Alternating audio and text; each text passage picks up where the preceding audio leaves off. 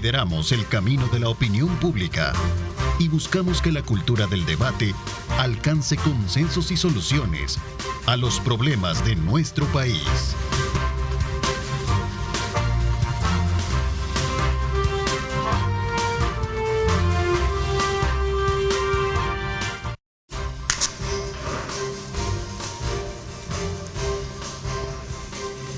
Hoy es miércoles 19 de junio de 2024, son las 6 de la mañana con 30 minutos.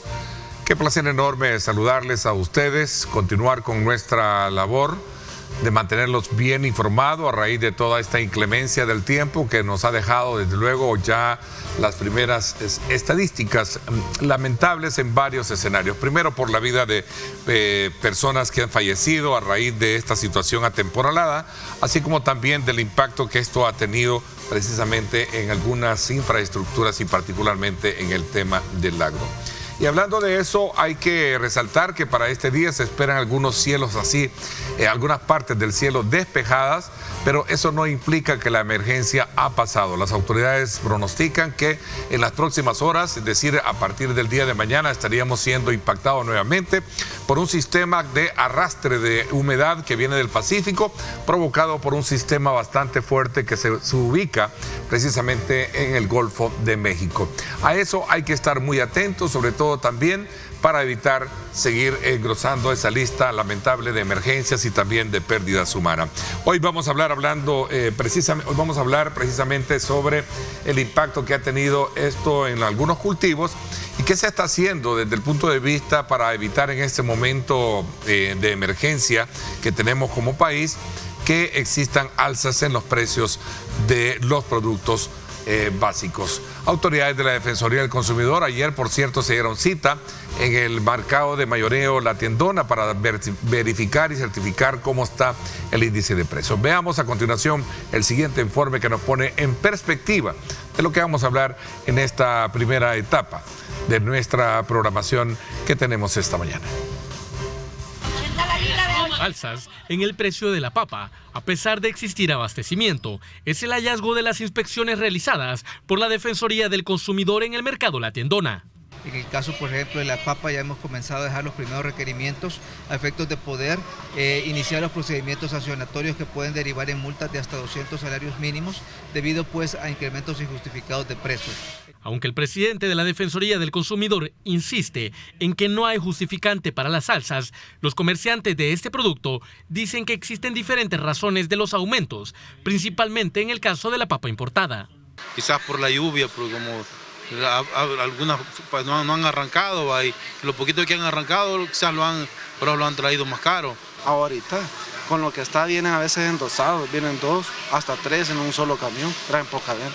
Entonces, eso es uno, y lo que pagan de impuestos, todo eso es lo que le incrementa el precio. Por su parte, el Ministerio de Agricultura reporta que no existen mayores daños por las lluvias en cultivos nacionales. La cantidad de lluvia por el momento no ha presentado grandes afectaciones. La Defensoría del Consumidor recuerda a la población salvadoreña que existe abastecimiento de frutas y verduras a nivel nacional y que en caso de registrarse alzas, estas sean reportadas a través de los medios digitales o al número de teléfono 910. Informó para Diálogo 21, Rommel Hernández. Bueno, gracias Rommel por ponernos en perspectiva precisamente de este tema que es bien importante que lo abordemos y ampliemos con en todo caso con la autoridad pertinente y más aún cuando se tiene en cuenta que hay algunos productos que han experimentado esa alza. Quiero saludar al presidente de la Defensoría del Consumidor, a Ricardo Salazar, esta mañana, con quien vamos a hablar de este tema. Ricardo, bienvenido, gracias por acompañarnos. Bueno, un gusto, Ernesto, saludarte, igualmente a todos los amigos televidentes que están pues pendientes de este gustado programa. Para nuestra institución siempre es una importante oportunidad poder compartir con nuestros amigos sobre el trabajo que venimos realizando, sobre todo en un momento de emergencia nacional, donde la condición climática pues exige que el gobierno articule una serie de esfuerzos, no solamente en materia de poder salvaguardar las vidas de las personas, sino que también pues en materia de cómo garantizar el acceso de bienes y servicios que son esenciales para nuestra población. Esta mañana, sin duda alguna, los amigos televidentes estarán muy atentos para conocer cuál es el resultado de esa verificación de precios y cómo está llegando precisamente el valor de esos productos que son básicos en la casa para poder cocinar, para poder, desde luego, tenerlos. Y particularmente sabiendo que tenemos una situación de temporal en donde a veces hay ciertas argumentaciones o abusos que se puedan generar. ¿Cómo está esto? Sin duda alguna, Ernesto, nuestro gobierno siempre se ha caracterizado por tratar las problemáticas de forma integral. En ese sentido tenemos y hemos activado una coordinación importante con diferentes instituciones del Estado para velar precisamente por el acceso de bienes y servicios que son esenciales para nuestra población.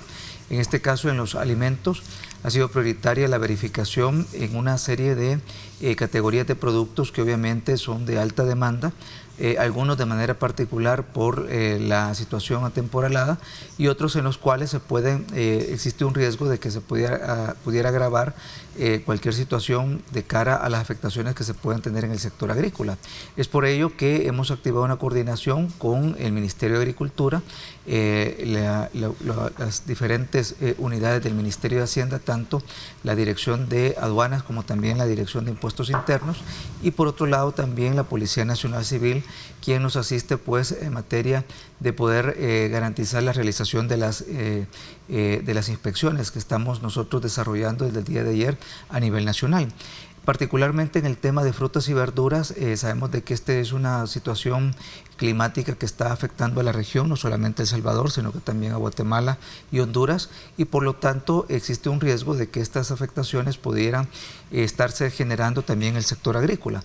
Producto de esto, hemos pues activado un mecanismo de información muy importante que nos permita a través de nuestras embajadas tener información si existen pues daños directamente pues vinculados en estos dos países. Debemos de que tenemos una importante importación de frutas y verduras tanto de Honduras como de Guatemala, y de momento pues se nos está informando de que a pesar de esta situación atemporalada existe pues un flujo importante de ingreso de camiones con producto.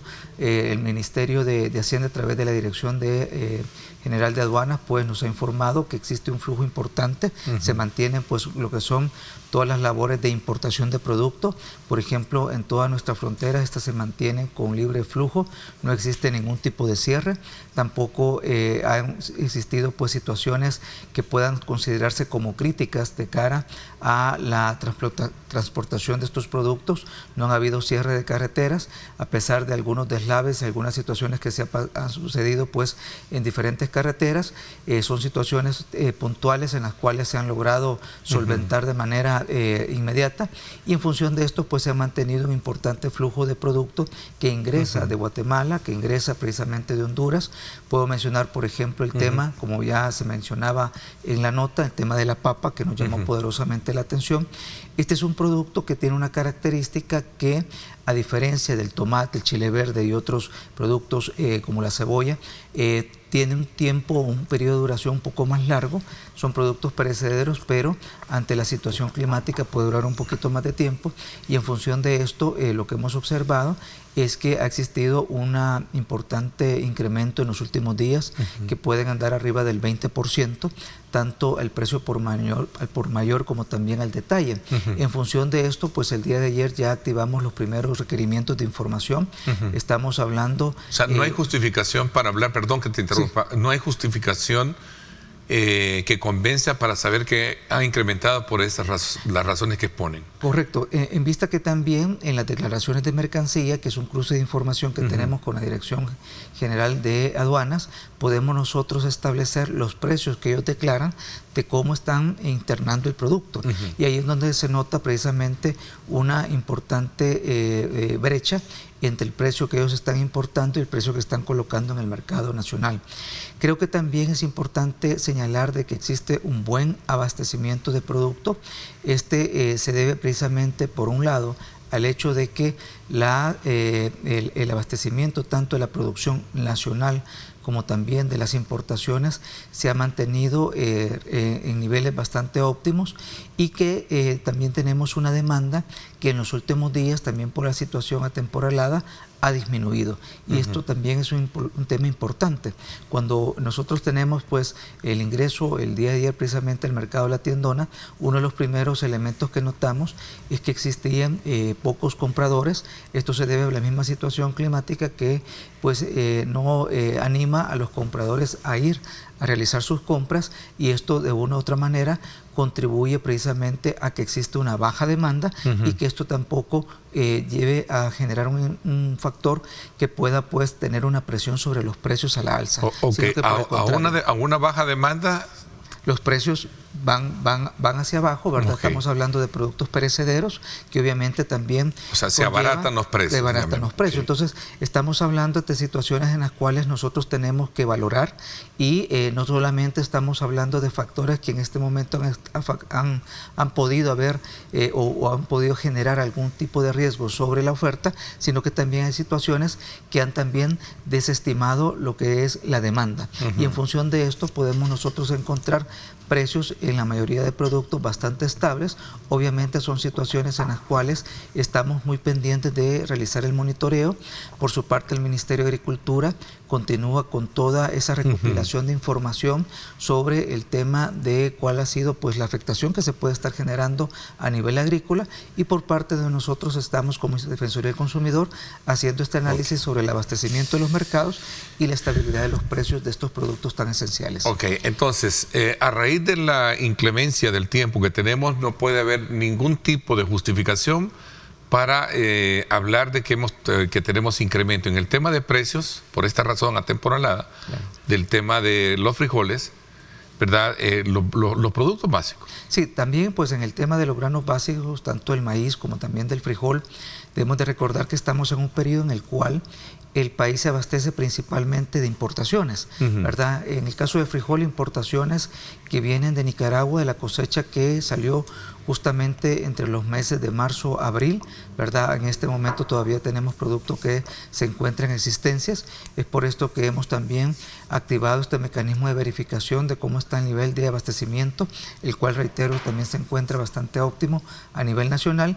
Y en el caso del maíz, tanto blanco como amarillo, en el tema de maíz amarillo, que es el maíz pues clave para todo lo que es el insumo agrícola, ¿verdad? Tanto en ganadería, ¿verdad? Y en otros rubros importantes del ganado, en el cual pues se alimenta a través del maíz amarillo, como también el maíz blanco, que es importado principalmente de Estados Unidos, vienen a ser pues los elementos en los cuales nos permite tener un mercado suficientemente abastecido.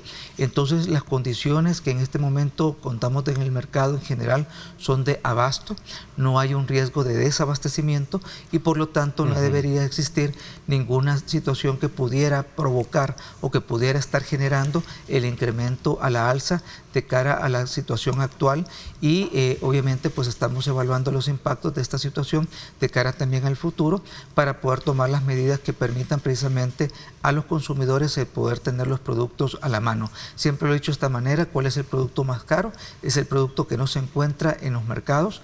En este momento no tenemos esa situación, estamos hablando de mercados suficientemente abastecidos y por lo tanto no debe existir ningún tipo de justificación de estos incrementos, de cualquier incremento de precio que se pueda presentar. Los productos en términos generales no lo han experimentado, ¿no? En términos generales, pues nos mantenemos con las verificaciones, y es bien importante señalar que en el caso de la papa, pues ya activamos los primeros procedimientos de requerimientos de información para poder precisamente establecer si existen elementos que les permitan a los proveedores justificar un incremento de precio.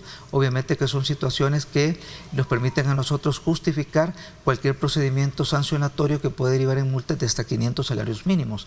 Debo mencionar que en el marco de toda esta actuación que ha realizado la Defensoría, en los últimos meses hemos ya interpuesto alrededor de 88 multas que totalizan un poco más de $318,000 a proveedores que se les ha comprobado la práctica abusiva del incremento injustificado de precio, o también aquellos proveedores que han obstaculizado las labores de la Defensoría del Consumidor a no entregarnos la información que les es requerida para poder realizar nuestro análisis. Quería cerrar el ciclo, este primer ciclo de la conversación, porque hay un tema paralelo a las funciones que bien pondera la Defensoría del Consumidor, que es esta reforma de la cual se habla sobre el asesoramiento a clientes sobreendeudados. Creo que esto es bien importante también colocarlo esta mañana, después de esta, desde luego, evaluación o el balance de la actividad que se llevó a cabo, para que a raíz de esta situación de temporal, pues los precios tengan la verificación pertinente por parte de ustedes. Entremos un poquito a este tema. ¿Se busca una reestructuración, financiamiento o cualquier otro tipo de arreglo en una situación de deuda? Sé que muchos estamos bajo esa condición por X o Y motivo, claro, si lo queremos ver de esa manera. Bueno, en el marco justamente de las medidas de alivio económico, introducimos una importante reforma a la Ley de Protección al Consumidor. Esto nos permite tener una Ley de Protección al Consumidor renovada. Es una importante cantidad de, o ámbitos, mejor dicho, de la reforma que ha tenido la Ley de Protección al Consumidor y como se puede ver en pantalla, justamente pues la Asamblea Legislativa ha aprobado pues este importante pliego de reformas ya con observaciones que realizó el señor Presidente de la República y que nos permite precisamente tener una labor clave de cara a poder intervenir, a poder mediar a través de nuestros mecanismos de solución de controversias, mecanismos alternos que le dan pues una salida a los consumidores. Esta reforma puntualmente busca precisamente que la Defensoría del Consumidor tenga la competencia de poder sentar y poder ser un mediador entre el consumidor y el proveedor, en el cual pues hay problemáticas de impago, hay problemáticas de sobreendeudamiento, hay problemáticas en el cual el consumidor tiene la dificultad de poder justamente atender un compromiso financiero por diferentes motivos. Uno de ellos precisamente son motivos de salud, otros son por los motivos precisamente económicos que se pueden estar presentando y son situaciones en las cuales esa insolvencia no permite cumplir con ese compromiso inicial que se tuvo con el proveedor en el momento de adquirir un financiamiento, y frente a esto pues estamos nosotros teniendo la facultad de poder llegar a establecer arreglos, ¿verdad?, por la vía de una reestructuración, de un refinanciamiento o también pues establecer planes de pago que le permita al consumidor poder tener, honrar precisamente su compromiso. Esta es una reforma que tiene una serie de beneficios. Por un lado, al consumidor, el hecho que le puede dar la oportunidad de atender bajo las condiciones que son reales, bajo las condiciones que son factibles, sobre todo para el consumidor, el poder atender una dificultad económica en la cual puede estarse presentando en este momento. Y por otro lado, es muy importante señalar el hecho que a las instituciones financieras les permite también sanar su cartera crediticia, en vista de que de continuar con esta situación, pues muchos de estos consumidores básicamente no van a poder honrar estas deudas, y obviamente esto les genera a estas instituciones financieras el estar generando pues reservas de liquidez para poder pues corroborar de que no ponen en riesgo en este caso pues los impagos que puedan tener en su cartera de crédito. Así que es un beneficio que tiene tanto para el consumidor el poder obtener un arreglo, pero también para los proveedores de servicios financieros el poder ir saneando su deuda. Esta labor hoy en día la Defensoría del Consumidor con la reforma obviamente logramos potencializar.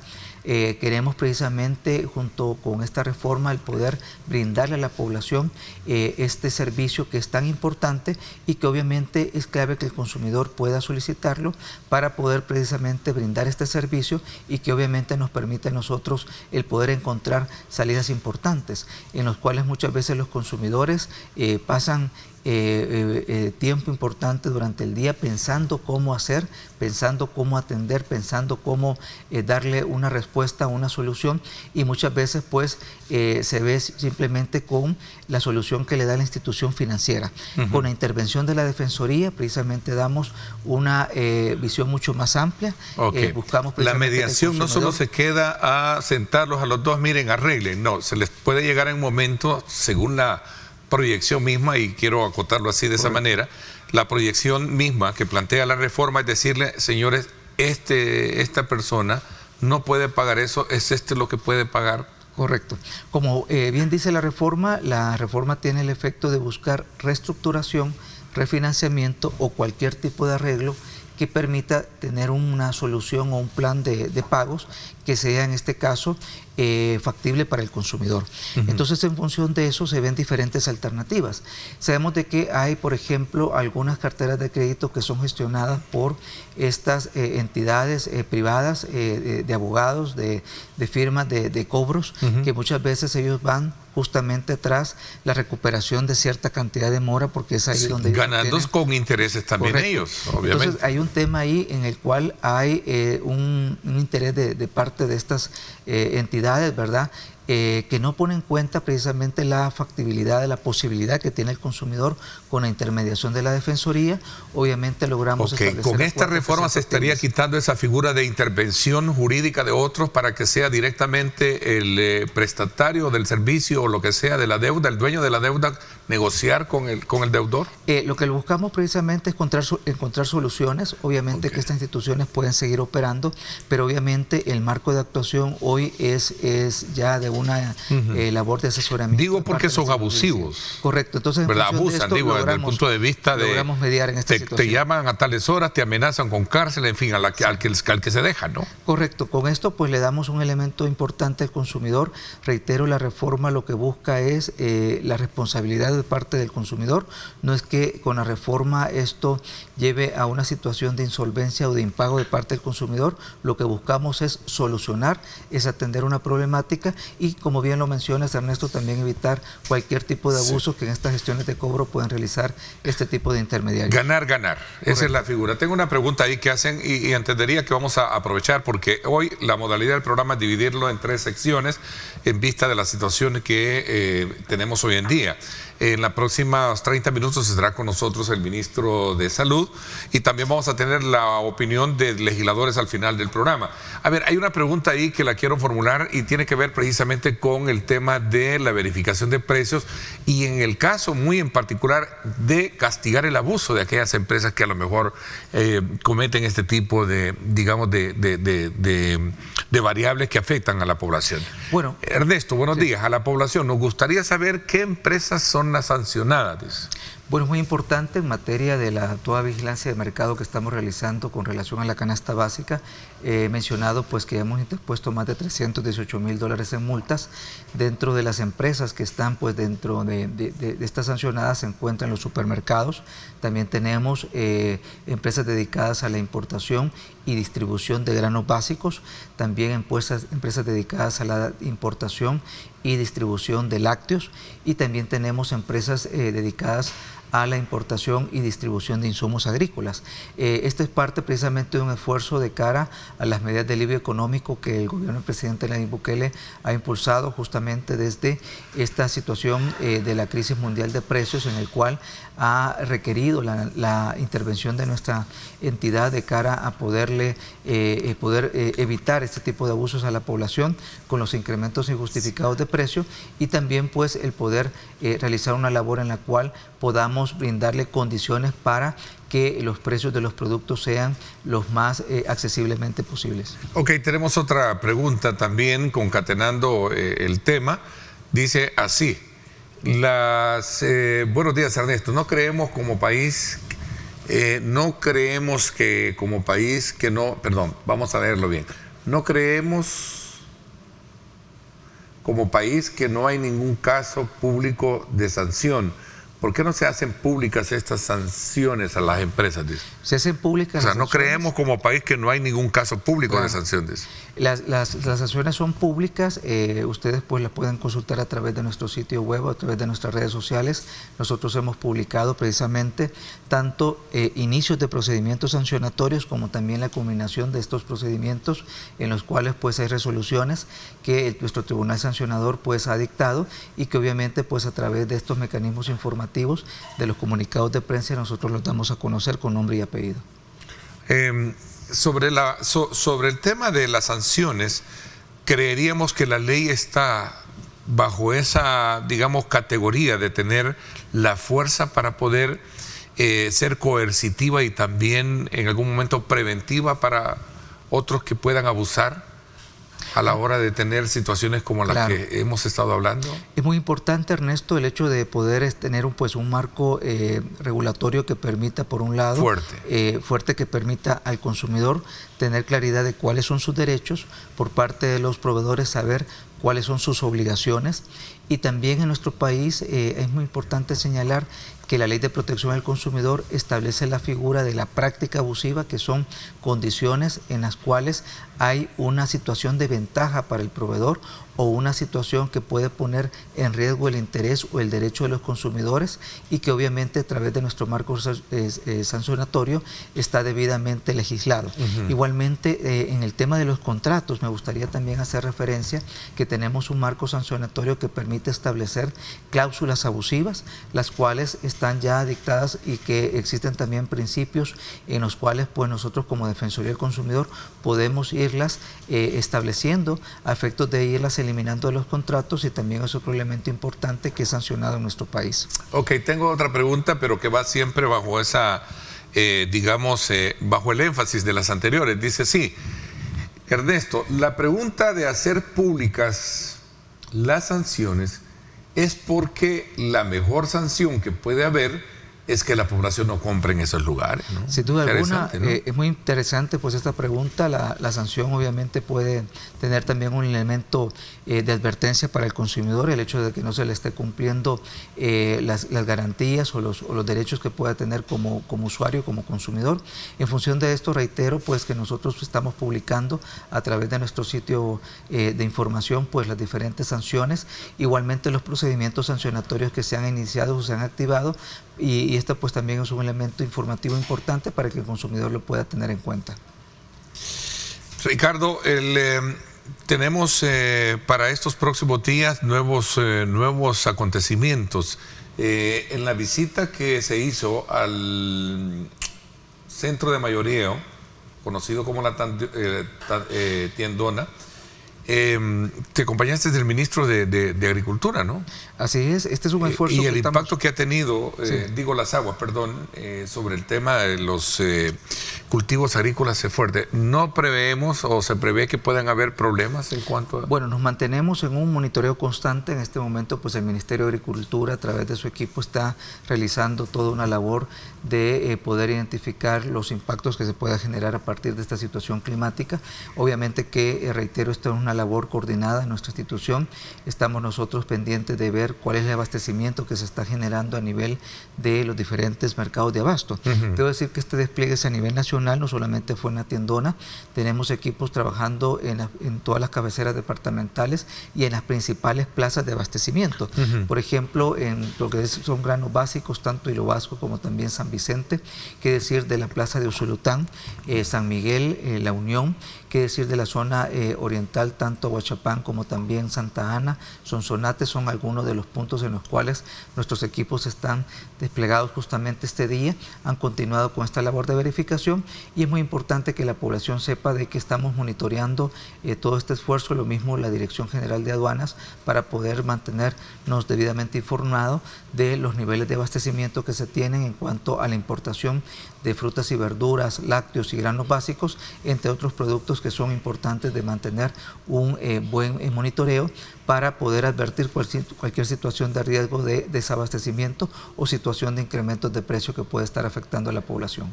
A ver, tengo otra pregunta ahí, creo que vamos a ir corriendo en el tiempo. Dice, buenos días Ernesto, también buenos días a su invitado. Dice, ¿qué pasa con los bancos que abusan de los usuarios, ya que no dan las cancelaciones de deudas? Sí existen otras. ¿Qué se puede hacer al respecto? Este es un tema que también es muy importante, es clave, y es clave porque obviamente la población al momento de cancelar o de realizar todos los pagos, mejor dicho, de un crédito, debe solicitar el finiquito, el cual le permite tener un comprobante de que ya tiene saldada esa deuda con la institución financiera, y que ante cualquier situación que se pueda presentar en el futuro, obviamente le permite tener un documento de respaldo de que está libre de esa obligación. En los casos en los cuales existe algún retraso o existe alguna negativa por parte del proveedor financiero, puede acercarse a la Defensoría del Consumidor y nosotros de manera inmediata pues realizamos la gestión pertinente para poder atender este tipo de casos y poderle extender, en este caso por la institución financiera, el documento del finiquito. Aquí está una pregunta que tiene que ver con el caso de esta empresa que mucho daño, dice acá, le hace a los salvadoreños, Dicom. Es una empresa que le hace mucho daño a los salvadoreños y no entiendo, dice acá, por qué el gobierno actual lo ha permitido, específicamente cuando hemos conocido que se ha intervenido a empresas de electricidad en vista de los abusos que estaban cometiendo con el precio a la energía, y no digamos esta empresa que tiene también similares características. Cuando a uno, dice acá, lo reportan, cuesta mucho sacarlos y uno sigue siempre mal calificado por esta empresa que ya el presidente debería de eliminarla, Dicom. Bueno, Dicom es una entidad que son varias, ¿verdad? No solamente Dicom, ¿verdad? Hay otras entidades dedicadas a la administración del historial crediticio de las personas. Es muy importante esta pregunta porque obviamente aún existen personas que puedan estar en una situación que se ven afectadas por su calificación de crédito. En función de esto, nuestra institución, juntamente con la Superintendencia del Sistema Financiero, estamos realizando las inspecciones correspondientes, los casos específicos en los cuales existe algún tipo de situación en la que la población requiere pues de la intervención de nuestras instituciones, pues puede presentar su denuncia a través, por ejemplo, de la Defensoría del Consumidor a través del 910 o de nuestro WhatsApp 7844-1482. Debo mencionar que la Asamblea Legislativa ha realizado reformas importantes que hoy en día permite tener un ámbito de regulación mucho más claro sobre los criterios que deben de ser aplicados y también sobre la labor de supervisión que tiene la Defensoría del Consumidor junto con la Superintendencia del Sistema Financiero, y que obviamente estaremos muy atentos a poder atender cualquier denuncia que se pueda presentar para poder verificar que se estén siguiendo los mecanismos y los criterios aprobados por ley. Bueno, el tiempo se nos fue, me dicen que vamos a concluir acá precisamente con este importante tema que era necesario en el contexto de la situación de emergencia que vivimos, poderlo tener bien claro cómo está el tema de precios. Gracias por habernos acompañado, presidente de la Defensoría. Muchas gracias, Ernesto. Igualmente un saludo a todos los amigos televidentes, pedirles que sigan todas las indicaciones de las diferentes autoridades en materia de protección civil. Es muy importante salvaguardar la vida pues, de las personas. Igualmente como gobierno continuaremos realizando nuestra labor a efecto de garantizar el acceso de los diferentes bienes y servicios. Voy a hacer una pregunta, perdón, sí, porque creo que es importante. ¿Cómo se va a resarcir el cobro indebido que en el caso de la electricidad con los recibos? ¿Qué se va a hacer?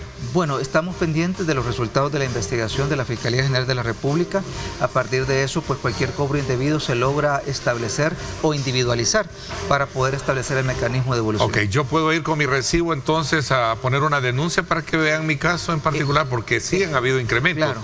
De 60 a 70 dólares, claro, que no puede ser que obviamente en un mes. Con esta investigación pues es integral por parte de la Fiscalía, así que estamos a la espera de los resultados para poder activar el mecanismo. Ojalá que por el bien de la población que ha sufrido un impacto fuerte, económico, todos lo hemos sufrido y no puede ser. Correcto. Estaremos pendientes de los resultados. Vamos a estar pendientes. 7:03 minutos, el ministro de Salud en cuestión de minutos con nosotros. No nos cambien.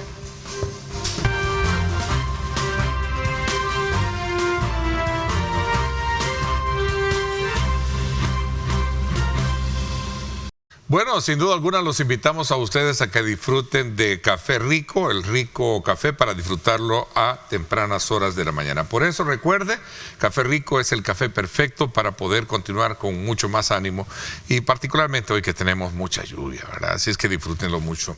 Vamos a continuación en esta segunda parte del programa, vamos a tener una tercera también con la visión de algunos diputados del partido Nuevas Ideas más adelante. Hoy tenemos al ministro de Salud, Francisco Alaví, y vamos a hablar acerca del grado de atención médica que se ha dado a raíz de la emergencia por el temporal y la emergencia nacional. Bienvenido, ministro, ¿cómo está?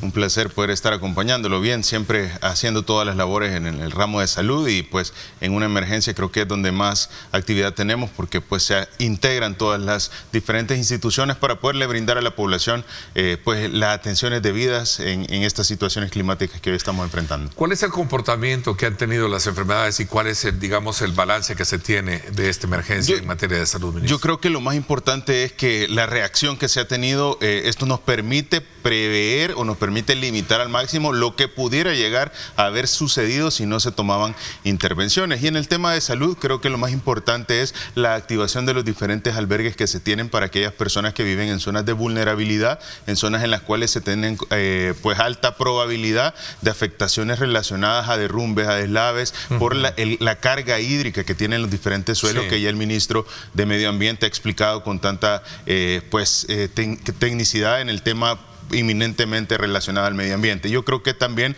hay que hacer mucho énfasis en el tema de las diferentes zonas de quebradas, de ríos, que es lo que representa las afectaciones que puede tenerse con relación a los efectos que puede tener los cambios climáticos y afectaciones que inminentemente trae una temporal como lo que está presentando el Centro de Convergencia, que es lo que relaciona esta situación que hoy estamos experimentando y que se viene a sumar con una situación climática más que nos permite extendernos. Ahora, ¿qué realiza el sistema de salud? Bueno, cada apertura de un nuevo albergue se inicia con la formulación del comité bajo el Comando de Protección Civil y la integración del sistema de salud con el médico, la enfermera, el promotor de salud, el inspector de saneamiento ambiental, que levantan una ficha y inicia la evaluación de cada uno de los integrantes de este albergue, de cada uno de los salvadoreños que se incorporan, con una evaluación médica, con la creación de una farmacia, la creación de la ficha técnica en el centro, en el albergue, para poderle dar a la población lo que se necesita. Todos sabemos que en el momento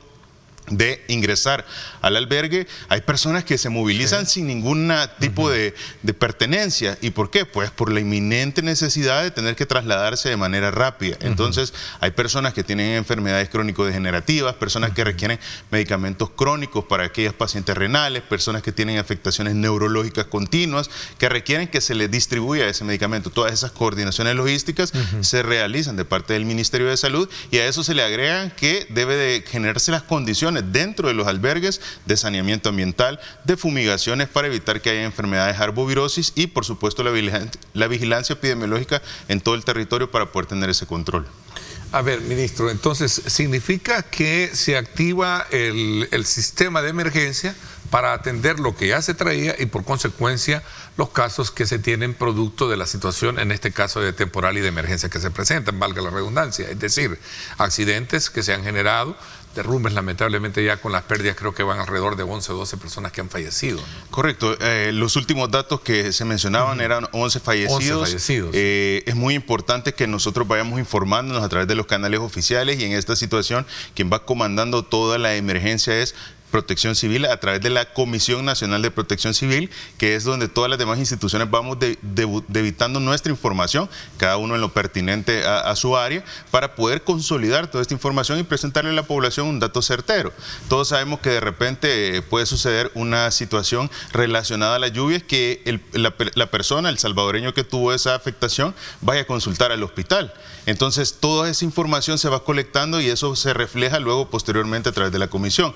Y en efecto, lo que el sistema de salud en este momento hace es atender, por un lado, a las afectaciones que están presentándose o a las acciones que se están realizando dentro de los albergues, pero por otro lado también se hace todo el manejo de la situación medioambiental, pero enfocada a la atención de emergencias en el territorio, activándose el sistema de emergencias médicas que ha estado a lo largo del territorio con todos sus medios de transporte, sus ambulancias terrestres y sus ambulancias marítimas, que han estado brindando atenciones en las diferentes islas, que es muy importante tenerlo en consideración, porque ahora no solo tenemos un medio de transporte terrestre, sino que tenemos múltiples medios de transporte, en los cuales en esta emergencia climática solo estamos utilizando el terrestre y el marítimo para poder garantizarle a la población salvadoreña una atención de calidad. A eso se le suma la activación de diferentes equipos, entre los cuales tenemos 633 equipos permanentes de respuesta integral, 265 equipos de salud mental, alrededor de 20 equipos de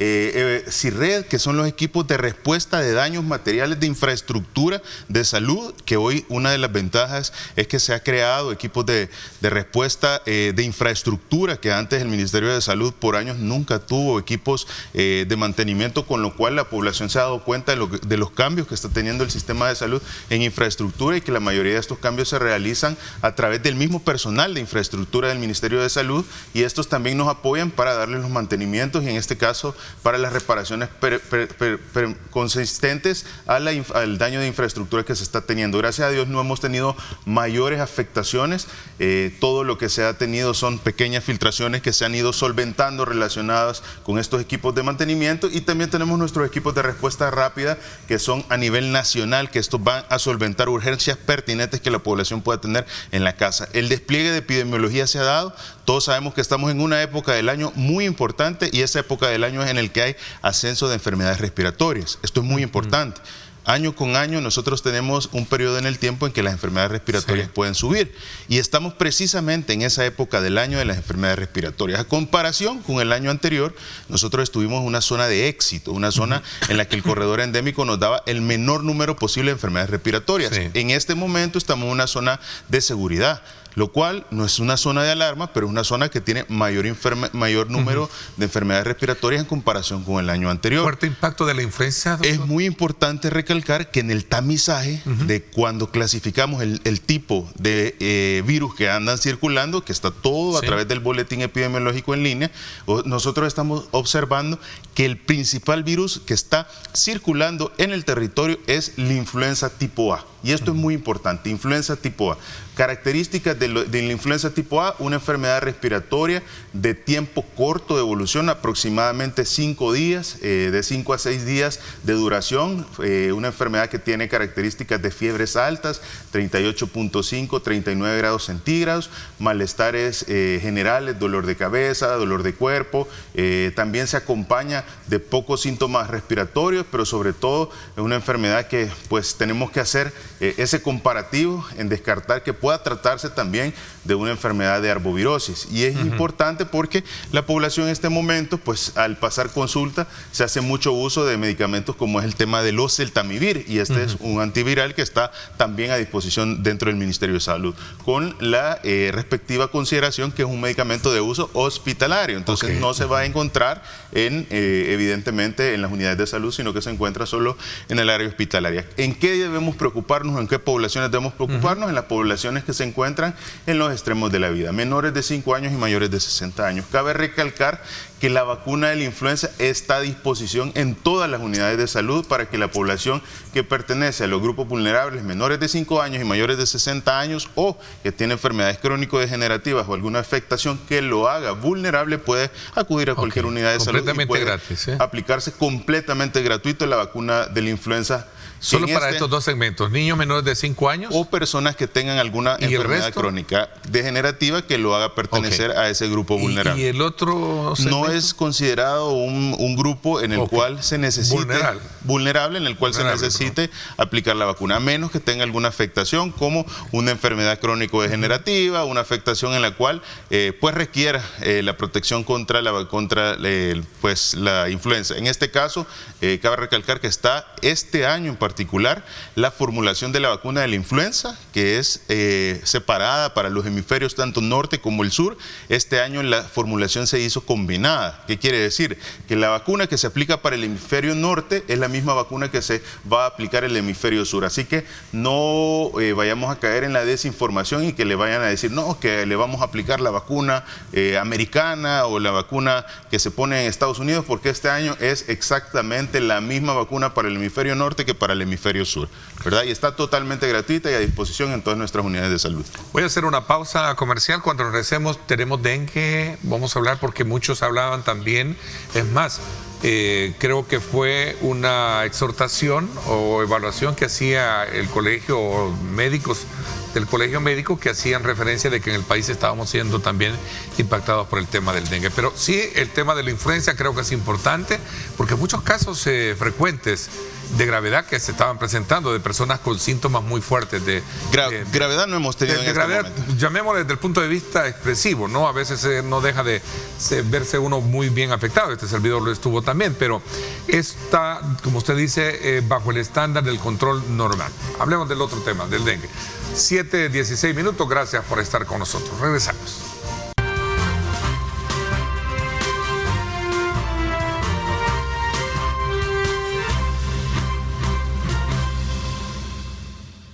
Bueno, gracias nuevamente por estar con nosotros. Es importante continuar conociendo el balance de las emergencias en el actual, digamos, estado atemporalado que tiene el país. Y decíamos, ministro, que si teníamos dengue hoy en día, porque escuchábamos ahí algunos médicos decir que el país también estaba siendo infectado por el tema del dengue. Cuéntenos un poco, ¿cuál es la... Mire, yo creo que estamos en una situación, primero que nada, en una emergencia climática, ¿verdad? Que pues es lo más importante en este momento. Sin embargo, dentro de todo el contexto de las enfermedades que se le dan vigilancia, como todo el año lo presentamos y todos los años se ha informado, existe siempre la circulación de una enfermedad tan importante como ha sido la arbovirosis. Y que ha habido una franca diferencia entre el manejo de la arbovirosis, específicamente dengue, zika y chikungunya, con el comparativo de administraciones anteriores, en las cuales pues quizás el manejo era totalmente diferente. En ese sentido, la Organización Panamericana de la Salud y la Organización Mundial de la Salud emiten una alerta para las regiones en base a que esta enfermedad cíclicamente cada temporada de 4 años, 5 años, presenta elevaciones en la cantidad de casos. Y precisamente para estos años ha habido una alerta, para este año precisamente una alerta para toda la región de las Américas, de posibles elevaciones de casos, inminentes elevaciones de casos. En este sentido, nosotros hemos tenido un comparativo con relación a los años anteriores en las cuales ha habido un incremento en la cantidad de casos de dengue. Sin embargo, hasta el momento pues se han aplicado todas las medidas de contención y están siendo muy efectivas. Quiero decirle a la población que están activos todos los planes de emergencia, todos los planes de contención, y es por eso que todo nuestro personal de vectores, todo nuestro personal de primer nivel de atención están haciendo lo humanamente posible a lo largo de todo el territorio, trabajando de la mano con las comunidades, con los promotores, con el personal de las diferentes zonas del territorio y por supuesto con la población salvadoreña. ¿Para qué? Para evitar que se formen criaderos de zancudo. En este momento en el que está la lluvia activa, esto nos permite que las diferentes zonas donde están los reservorios de agua se estén constantemente lavando, y esto es muy importante porque lo que genera que haya mayor facilidad de desarrollo de criaderos de zancudo es cuando las lluvias son intermitentes. Esto permite que se dé el ciclo, se facilite el ciclo, y esto se potencia cuando hay aumentos en el tema de las temperaturas y en el cambio climático. Entonces, ¿qué pasa?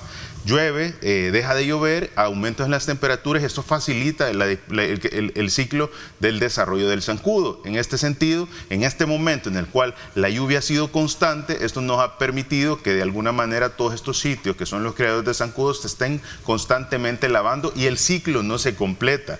Entonces esto de alguna manera permite que todas estas zonas de crecimiento de zancudo en este momento no estén al 100% generando. Exacto, por el movimiento de agua. Por el movimiento de agua. Entonces, de alguna manera viene a brindar medianamente un efecto positivo. Sin embargo, es muy importante la recomendación que la población siempre dé vuelta a los diferentes reservorios, porque luego que terminen las lluvias, todos estos reservorios que están en el territorio van a quedar llenos de agua emposada o de agua en ellos, que van a ser posibles focos de criaderos de zancudos cuando evidentemente la lluvia termina. Entonces es muy importante ese trabajo combinado en equipo con el sistema de salud para evitar de alguna manera que este tema de la arbovirosis continúe. Ok, ministro, regresando como usted decía, creo que es importante que nos situemos en la situación actual y cómo se está trabajando. Entiendo que tenemos alrededor de 125 albergues, ¿no? Sí. De los cuales hay mucha población ya ahí que está siendo asistida. ¿Se está experimentando algún tipo en particular de, digamos, de enfermedades o tratamientos médicos que les está dando? Mire, existen habilitados más de 125 albergues que van a ser utilizados. Ahora, el dato oficial de los diferentes albergues, el que ha dado Protección Civil. Ahora, en los cuales el sistema de salud está activo en este momento son 91. De estos 91, Unos son de Protección Civil y otros son en los que nos hemos activado en las diferentes zonas de las diferentes alcaldías. Esto nos permite a la fecha tener 960 familias y 2.784 personas albergadas como sistema de salud. Sí. 4 niños menores de edad menores de 28 días, 553 niños menores de 8 años, 41 embarazadas, 6 puérperas, 76 personas con discapacidad, 249 personas con enfermedades crónico-degenerativas. Ya a la fecha vamos acumulando más de 3.616 atenciones brindadas en albergues y cerca de 500 atenciones de salud mental. Todo esto se forma a través de diferentes equipos multidisciplinarios que están alternos en los diferentes sitios de albergues, que tienen una función muy específica en grupos específicos dentro de los albergues. No todos los pacientes o no todas las personas o los grupos dentro de los albergues reciben la misma atención.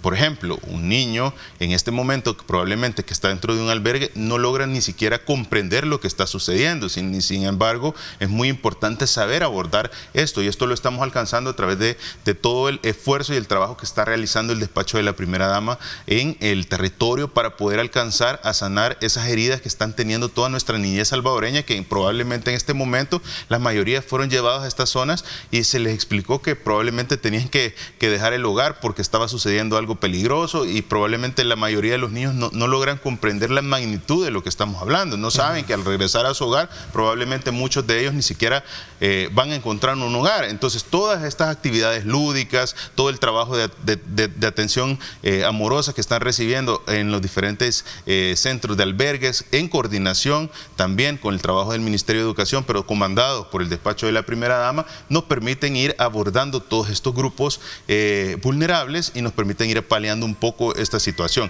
En paralelo estamos hablando de las atenciones que se están dando a los diferentes grupos. Por ejemplo, las personas que tienen enfermedades crónico-degenerativas, llevándole su medicamento de la presión, llevándole su medicamento del azúcar, viendo que el paciente que tiene una enfermedad renal crónico-degenerativa que requiere el ir a su tratamiento de diálisis.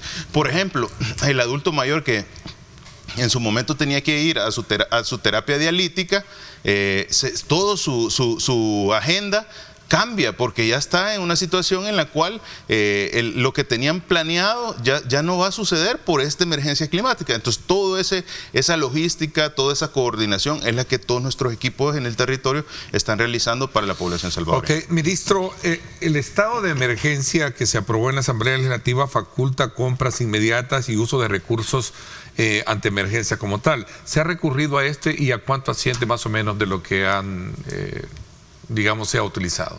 Mire, yo creo que el hablar de que el estado de emergencia va a enfocarse inmediatamente solo al tema de las compras es un error, porque un estado de emergencia usted no lo pone para facultar a compras. Un estado de emergencia, su esencia, es más allá de lo que tradicionalmente siempre se quiso enfocar. Un estado de emergencia genera condiciones. ¿Qué condiciones genera un estado de emergencia? Un estado de emergencia genera las condiciones para el funcionamiento de albergues, para la seguridad alimentaria de las personas, genera condiciones para el recurso humano, para habilitar las facultades al Estado, para que toda la población de trabajadores pueda fácilmente modificarse sus horarios sin tener inconvenientes a la hora de que la Corte de Cuentas está diciendo, bueno, ¿y por qué estos horarios están todos alternos? ¿Por qué la gente cambió de trabajar de 7 a 3, pasó a entrar a un horario y salir a las 10 de la noche, o de repente no llegó a marcar este día, sino que toda esta semana hubo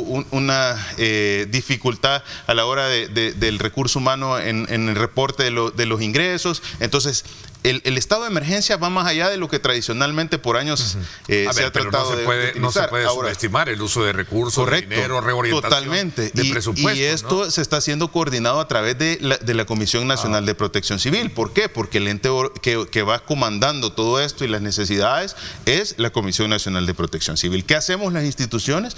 Levantamos una necesidad a través de nuestros centros. En el caso del Ministerio de Salud, el Centro de Operaciones de Emergencia levanta las necesidades y se comparte a Protección Civil para que eso se pueda tener en la Comisión Nacional de Protección Civil, que va comandando, y esto en su momento pues se va a tener. Pero se ponen a disposición muchos elementos. Dentro de uno de los elementos es la situación financiera que va a poner a disposición para que se habiliten procesos en los cuales inminentemente usted va a necesitar tema de diferentes situaciones. Por ejemplo, en los albergues, el tema de la alimentación, el tema de elementos de uso diario. En el caso de salud le puedo decir kits psicológicos para que todos los niños estén haciendo las actividades lúdicas y una infinidad de cosas. Pero no solo eso, está poniendo usted exoneraciones de pagos de impuestos para muchas cosas relacionadas a donaciones, está poniendo a ustedes organización de muchos elementos para poner a funcionar, reestructuración de caminos, carreteras, poblaciones en riesgo que deben de estar abordadas. Entonces, en general, lleva más allá que un tema inminentemente financiero. Ok, lo importante es que bajo esa, digamos, condición se está trabajando para atender lo que ya se tenía y por supuesto esta emergencia bajo la lógica de lo que se presente. ¿Hay enfermedades en particular que han surgido identificadas? Hemos tenido identificadas enfermedades pues del día a día, desde problemas, lesiones de causa externa, los accidentes que también están a la orden del día, ¿no? Heridas, sí. Eso es lo más común, lesiones dermatológicas, procesos eventualmente de toda índole, desde procesos respiratorios hasta procesos en los cuales crisis hipertensivas, tratamientos para controlar el azúcar. Bueno, el día a día del primer nivel de atención, todo eso atendido dentro de los diferentes albergues, y esto no quita que el sistema de salud sigue funcionando en sus 3 niveles. Si dentro del albergue un paciente requiere un traslado, pues se manda una ambulancia y ese paciente del albergue es referido a un hospital, se le da la atención y luego es trasladado nuevamente al albergue. No hay selectividad en esto, como en su momento surgió ahí en las redes, que dijeron que se le dio más apoyo a unos y a otros. No, para nada. A todos se les está dando el cualquier mismo emergencia se puede llamar al sistema de emergencias ANSES, médicas, correcto. Sí, se puede llamar al sistema de emergencias médicas y no solo eso, en esta emergencia usted tiene una gran lista de números de emergencia porque todos estamos trabajando en equipo, de manera articulada con un objetivo, el bienestar del pueblo salvadoreño. Qué interesante. Bueno, el tiempo se nos fue, gracias, le agradezco muchísimo, ministro, que nos haya acompañado y que también sume a todo el análisis que este día de información que le hemos dado a la población como tal. Un placer y un feliz día a la población salvadoreña. Gracias, y vamos a estar muy atentos también porque la situación temporal viene más complicada según el pronóstico que se prevé para el día de mañana, ¿no? Entiendo, según los datos del Ministerio de Medio Ambiente, que continuarán. Que continúa la situación de temporal y vamos a irnos a la pausa y vamos a seguir ahora conociendo la opinión de diputados de la Asamblea Legislativa con relación al estado de emergencia que vive el país. 7:31, pausa y volvemos con más. No nos cambie.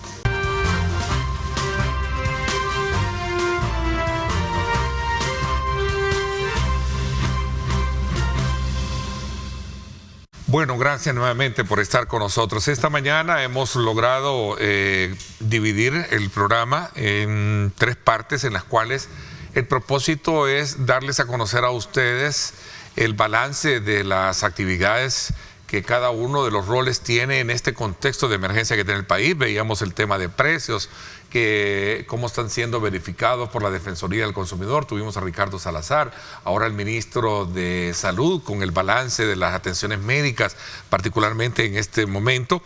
Y ahora pues queremos conocer la opinión de 2 legisladores del Partido Nuevas Ideas en la Asamblea Legislativa. Quiero darle la más cordial bienvenida al diputado Raúl Chamagua. Bienvenido, Raúl. Gracias, Ernesto. Gracias, buenos días. Un saludo a la población salvadoreña y de manera muy especial también a toda nuestra diáspora que siempre está pendiente de todo lo que como diputados realizamos. Bueno, también saludo al diputado Edgardo Mulato. Bienvenido, gracias por acompañarnos, Edgardo. Gracias, Ernesto, y un saludo a la población en general.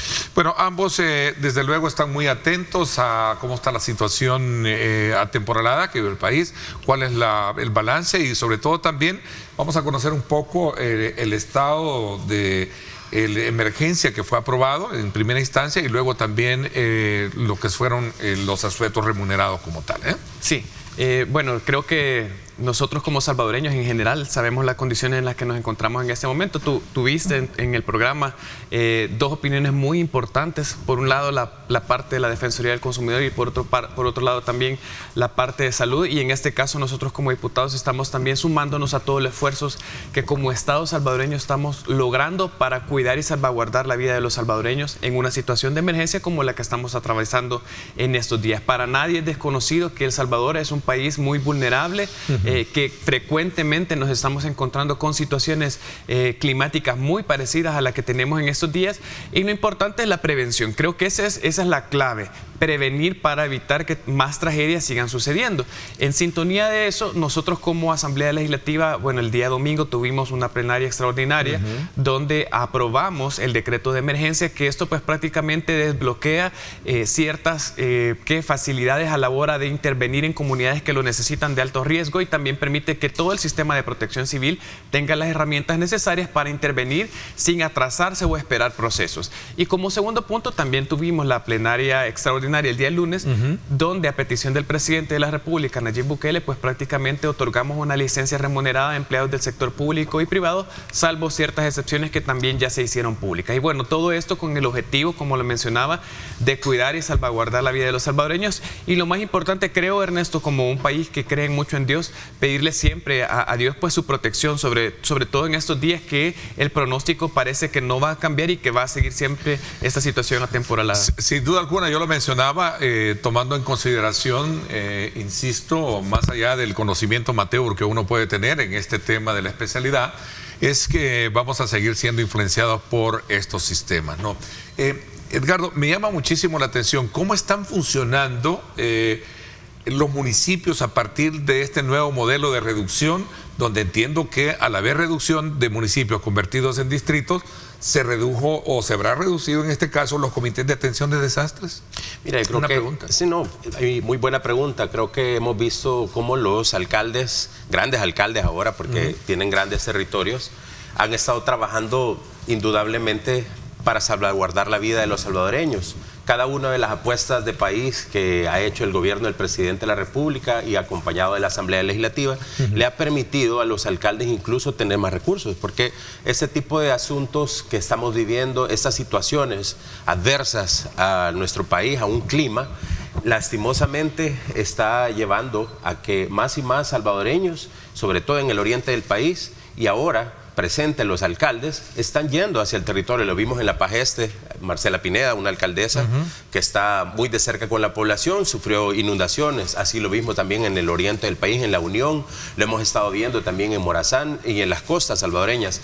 Este tipo de acciones que están llevando a cabo los alcaldes por el tema de protección civil se han acompañado en vista de que el sistema de protección civil nacional ha actuado rápidamente, pero los alcaldes también están haciendo su labor, porque creo que hoy por hoy la función municipal se va a estar más de cerca de la población, a utilizar los recursos que están a su alcance y sobre todo que necesitan tener más representatividad, porque ellos mismos nos están enviando mucha información pertinente a esta emergencia.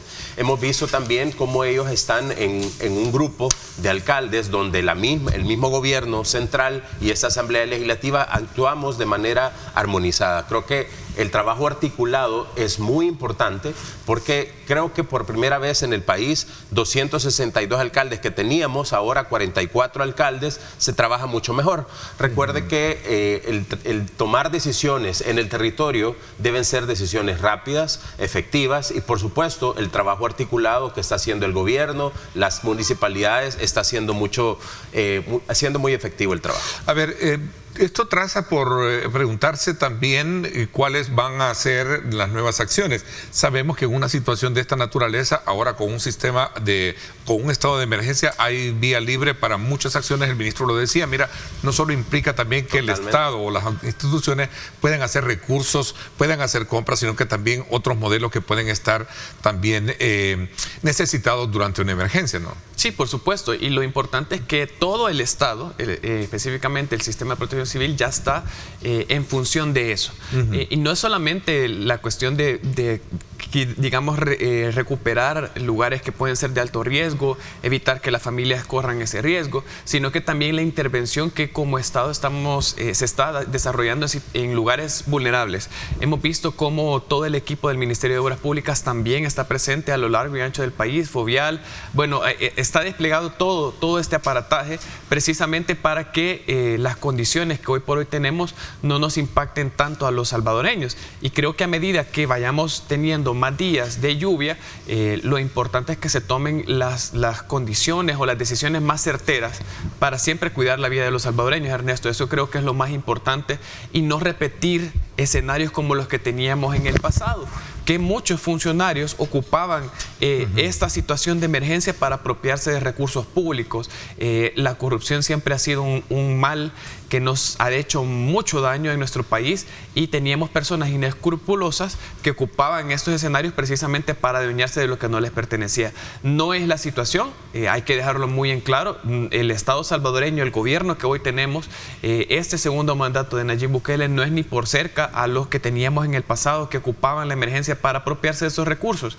¿Y por qué lo menciono? Porque, como bien lo decía Ernesto, creo que se van a tener que tomar medidas que sean necesarias, precisamente siempre para cuidar la vida de la familia salvadoreña, para evitar que los lugares que están catalogados como de alto riesgo no generen mayores condiciones problemáticas a sus comunidades.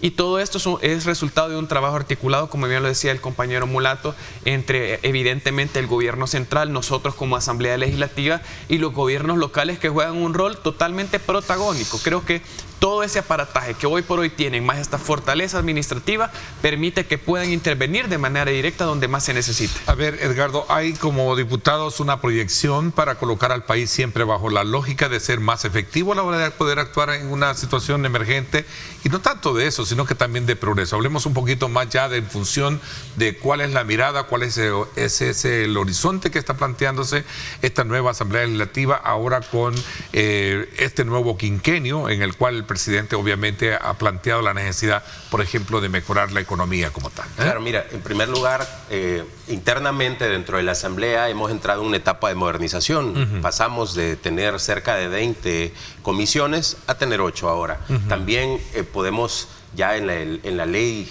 incluso en el mismo reglamento interno de la Asamblea Legislativa, podemos tener sesiones incluso a distancia.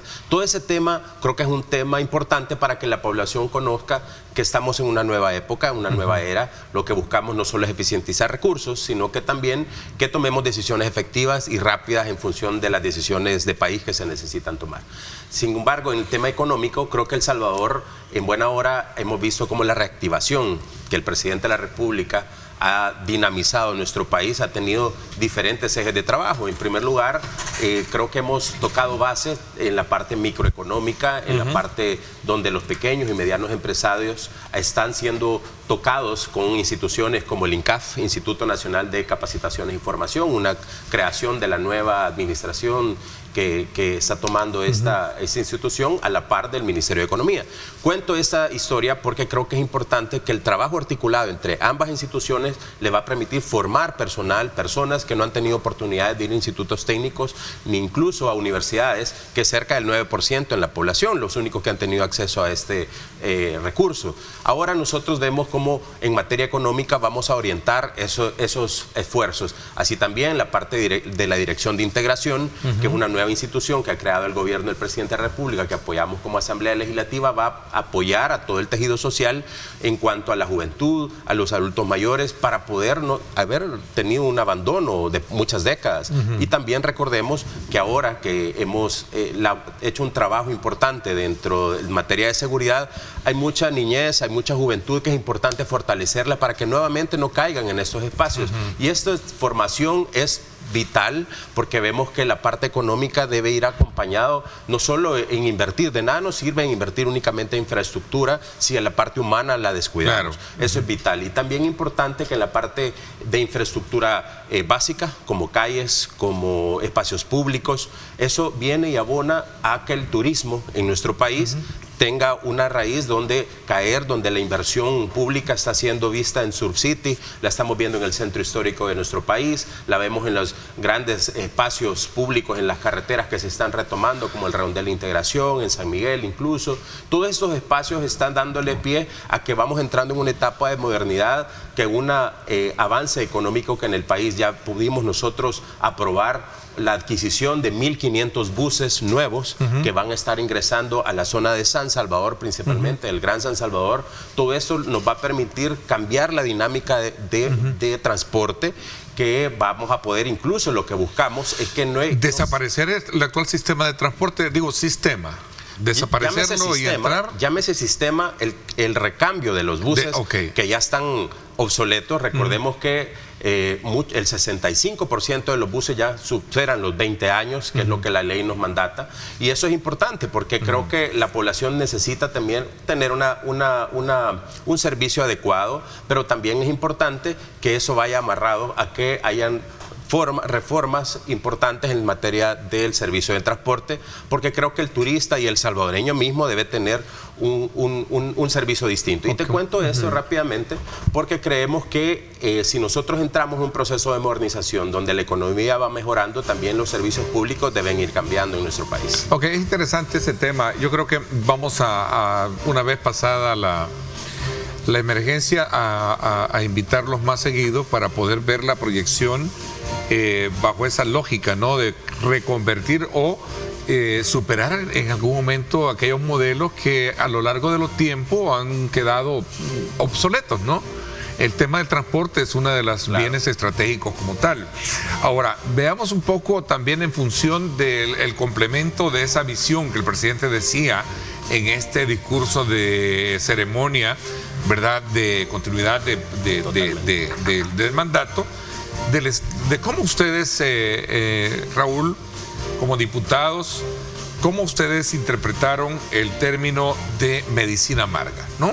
Hablando de medidas para solventar el tema de la economía en el país. Vamos a hablar de esto después de esta pausa. No nos cambie, regresamos 7:46 minutos. Volvemos.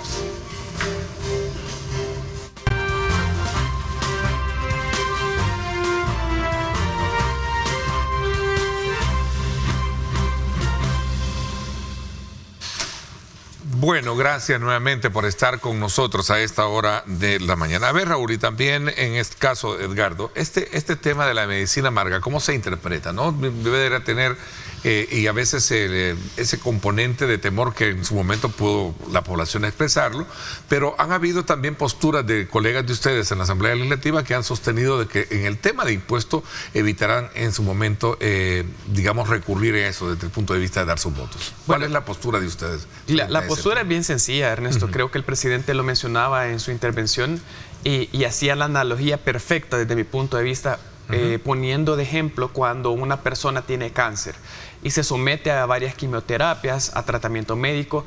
Todos los que por algunas razones de la vida hemos tenido algún familiar o amigo que ha padecido de esta situación, sabemos que someterse a quimioterapias, y a este tipo de tratamientos médicos suele ser bastante agresivo, suele ser bastante pesado para el ser humano, tener repercusiones, etcétera. Todo lo que ya sabemos. Pues prácticamente el presidente ponía ese ejemplo porque es algo que como país nos encontramos hoy por hoy en una situación similar. La situación económica no es una situación aislada que solamente como país tenemos.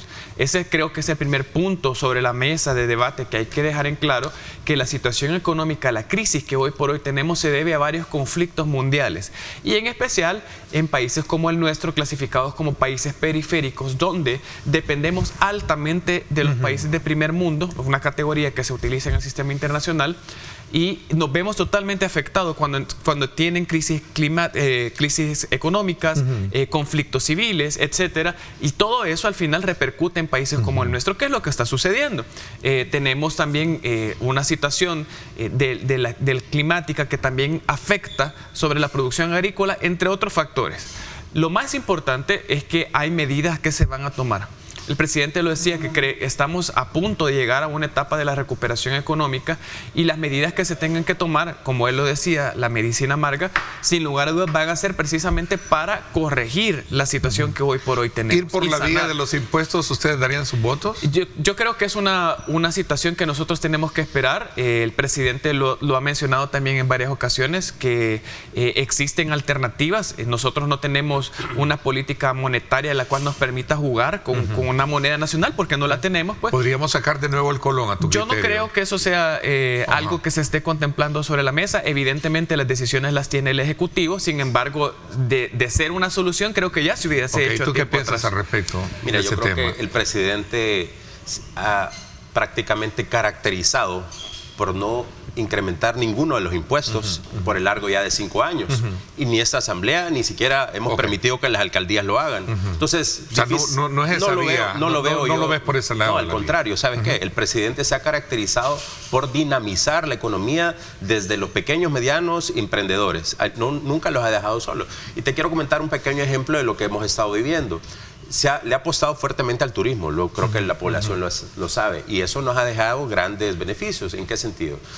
Recuerda que cada turista que ha estado viniendo al país por el largo de casi 4 años, desde que el momento de que hemos logrado penetrar en materia de seguridad, más gente está viniendo a nuestro país. Pasamos de 1.3 millones de turistas que visitaban a El Salvador en el 2019, ahora hemos cerrado con 3.700 millones de personas que han estado visitando el país, principalmente de Estados Unidos, el 45%, y el 15% de otras nacionalidades. Cuento esto porque cada uno de ellos te deja $125 diarios y te vienen y visitan por el largo de 8 a 10 días. Cada uno de ellos te consume directamente, es básicamente un dinero fresco que ingresa a la economía de nuestro país, que le llega a las manos de los salvadoreños, y eso se reditúa en impuestos que llega a Hacienda, y eso pues obviamente nos permite tener obras, que es lo que estamos viendo, donde podemos adquirir incluso más buses, donde podemos ver que podemos reparar carreteras, donde podemos invertir en turismo, donde podemos rehabilitar espacios públicos. Eso entre algunas medidas importantes. Por eso es que es clave que nuestro país continúe por la vía de generar turismo en El Salvador. Como segundo punto, creo que es importante que hemos visto cómo esta asamblea también ha recibido iniciativas del gobierno del presidente de la República para que mediante la banca internacional y la salvadoreña, la trazabilidad económica, hemos logrado que mediante la exoneración de impuestos de todas aquellas personas, sean salvadoreños o extranjeros, que quieran ingresar dinero a nuestro país, puedan tener una exención de impuestos hasta un 30%. Eso ahorro que después de un año, después de haber tenido esa, digamos, declaración de impuestos en nuestro país, van a poder ver que ese dinero lo pueden inyectar a capital, para capital de mano de obra, para capital de recursos, para poder generar mejor tu negocio, en fin. Entre otras medidas importantes que la Asamblea también ha acompañado es por haber tenido incluso que los salvadoreños puedan establecerse rápidamente en el país, donde podemos exonerar de impuestos hasta de $70,000 para que estos salvadoreños puedan lograr traer todo su homenaje a El Salvador. Eso es importante, hasta 2 vehículos incluso. Cuento esto porque estas son medidas que le están permitiendo establecerse a los salvadoreños que en algún momento se fueron. Otra medida importante que hemos creado, incluso una iniciativa por parte del gobierno del presidente de la República, para que la manufactura en nuestro país en materia tecnológica tenga una exención de impuestos hasta de 15 años. ¿Qué es lo que buscamos? Si ustedes observan, pueblo salvadoreño, que estamos cultivando para que en algún momento cosechemos más mano de obra, incluso que eso personal que esté invirtiendo, esas personas que están invirtiendo capital, dinero fresco que ingresa a la economía del país, dinero que no necesariamente tiene que salir del Estado, sino que de inversionistas, de empresarios, de pequeños negocios o de grandes empresas como Google, que ya está estableciéndose en el país, haga incluso la motivación para que otras empresas regresen y vean a nuestro país como un futuro de inversión en la región centroamericana. Creo que El Salvador está dando grandes apuestas de país en materia económica. Ok, me queda claro ese punto. Voy a aprovechar a correr en el tiempo. A ver, se viene este tema de la reforma, de reformas, o mejor dicho, del cumplimiento de hacer valer la Constitución para la designación y nombramiento de funcionarios en el Tribunal Supremo Electoral. He visto algunas posturas diferentes en cuanto a aceptar que el actual modelo, el actual sistema legal permite que los magistrados, más allá de los 2 que asigna la Corte, sean designados, en este caso, el primero por el partido ganador, segundo por el que obtiene el mayor cantidad y el tercero también. Pregunto, sí. Voy a comenzar contigo. ¿Están ustedes por dar el aval para que se mantenga así o cambiar constitucionalmente ya a través de la reforma que se hizo con el mecanismo de reforma constitucional este modelo para elegir magistrados? Y en este caso cambiar la forma de quienes estarían designados, porque el FMLN estaría presentando una terna también arena, ¿no? ¿Darían sus votos ustedes por eso? Mira, yo claramente te puedo decir, creo que nosotros hemos sido elegidos por una gran mayoría de salvadoreños, cerca de 54 diputados, somos de Nuevas Ideas. Te cuento esto porque Si eso es así, nosotros tenemos la oportunidad de elegir al que el pueblo decida, ¿no? Y nosotros tenemos esa oportunidad de poder tener la vocería de los salvadoreños. Si a mí me dijeran, mira, vamos a elegir a alguien de Arena. O sea, la presidencia con este sistema la tienen ustedes, obviamente. Supuesto, ¿no? Por supuesto. Pero yo no estaría dando ninguno de los votos a ninguno de los partidos que no se lo darías al frente a la Arena, por supuesto, en ningún momento. Me queda claro. A ver, Raúl. Yo creo, honestamente, Ernesto, que hemos nosotros jugado con las reglas del juego, lo hemos demostrado en reiteradas ocasiones. Sobre el tema electoral, hay muchísimo que platicar, hay resultados, hay experiencias que perfectamente nosotros como Asamblea Legislativa podemos corregir en este periodo legislativo. No tengo dudas que eso va a suceder precisamente para mejorar los servicios, en este caso el tema electoral, para los salvadoreños, y sobre todo porque somos un país altamente democrático, creemos en la democracia y sobre todo en la participación ciudadana. Hoy por hoy las reglas del juego están establecidas con ese mecanismo. Creo que nosotros seguimos en sintonía de eso. El proceso va a ser el mismo que se ha hecho. El presidente Ernesto Castro lo ha dicho claramente. La Comisión Política tiene una agenda de trabajo transparente y en este programa tú también has tenido invitados que han participado de esos procesos en la Comisión Política. No te casas, entonces, si está así, pues así se va a leer. ¿Tú darías los votos por una terna del frente? Yo creo honestamente que las reglas del juego están. Sin embargo, de aquí a lo que pueda suceder mañana o cualquier otro día, es totalmente algo que nosotros, totalmente bajo un respaldo constitucional, podríamos modificar. Pero ¿qué pasa?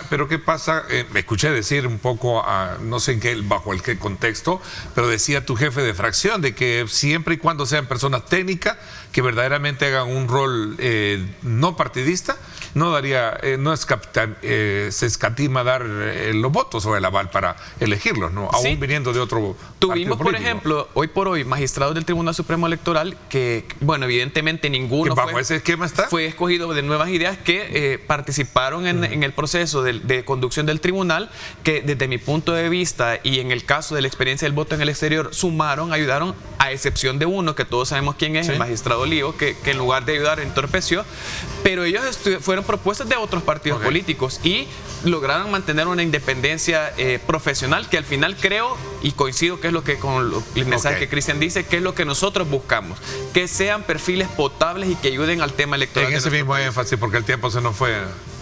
Yo creo que, mira, a mí me parece que es importante que si vamos a tener personeros o magistrados dentro del Tribunal Supremo Electoral, deben ser personas honorables, en primer lugar, que tengan una trayectoria que definitivamente no sea considerada partidista y que además logremos darle a conocer a la población que al momento de llegar a una elección, sea municipal, sea presidencial o legislativa, definitivamente respondan a la transparencia y que definitivamente no carguen los dados ante una... Pero ya me dijiste tú que no das los votos por una terna del frente ni de Arena. Tú fuiste claro. A ver, ¿se puede reformar la Constitución entonces a partir de esta categoría de elección? Mira, yo creo que todo es posible dentro del marco legal. El 31 de julio termina, ¿no? Sí, pero mira, de momento hemos venido trabajando y creo que hemos dado resultados adecuados, pero si en materia, según como le hemos venido manejando, nosotros no estaríamos dando, en mi caso, yo no estaría dando los votos por un magistrado que perteneciera a un partido que ha quedado claro que en nuestro país no ha respondido a los intereses de la población. Ok, me queda claro. Les agradezco muchísimo que nos acompañen, que nos hayan acompañado. Gracias, Edgardo, te agradezco. Gracias a ti, Ernesto. Gracias también a ti, Raúl. De nada, gracias. Y los esperamos ahora en la sesión plenaria de este día. Hay sesión plenaria, ¿verdad? Así es. Ok, vamos a estar atentos ahí. 8 de la mañana en punto. Gracias. Pásenla bien y como siempre recuerden lo más importante, amar a Dios sobre todas las cosas. Lideramos el camino de la opinión pública y buscamos que la cultura del debate alcance consensos y soluciones a los problemas de nuestro país.